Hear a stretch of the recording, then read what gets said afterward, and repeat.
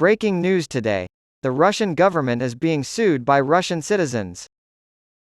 On Monday, a group of private investors in Russia sued the Bank of Russia in a class action lawsuit over the bank's management of stock market trading on the day President Vladimir Putin invaded Ukraine.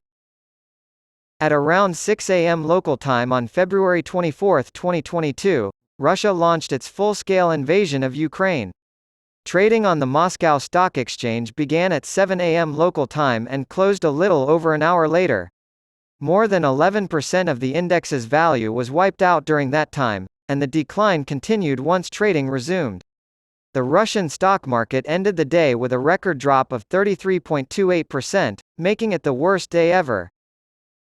According to the independent news outlet Meduza, the volume of stock trading on the first day of Putin's full-scale invasion of Ukraine was 374 billion rubles, approximately $4 billion. The 16 plaintiff investors are challenging the legality of a central bank order that halted trading at 7:52 a.m. Moscow time on February 24, 2022, and restarted it at 9:50 a.m. local time.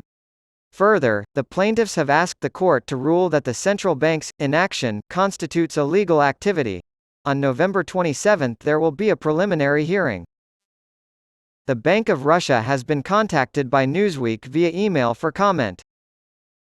As a result of Western sanctions imposed on Russia after Putin's invasion of his neighbor, the ruble has fallen.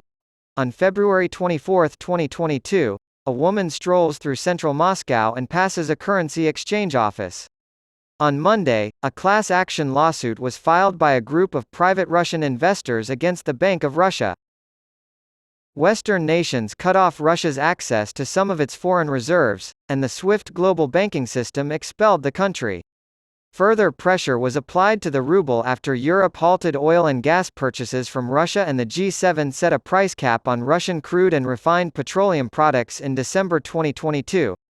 After the ruble fell to its weakest level in 16 months, near 100 per dollar, in August, the Bank of Russia announced it would suspend domestic market foreign currency purchases for the remainder of the year.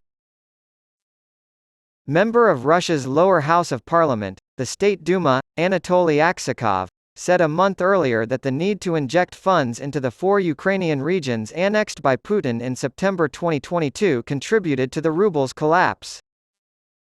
He was quoted by the Russian state news agency Interfax as saying that the price of Russian oil affected the ruble exchange rate, but that the cost of spending in the new territories also played a role.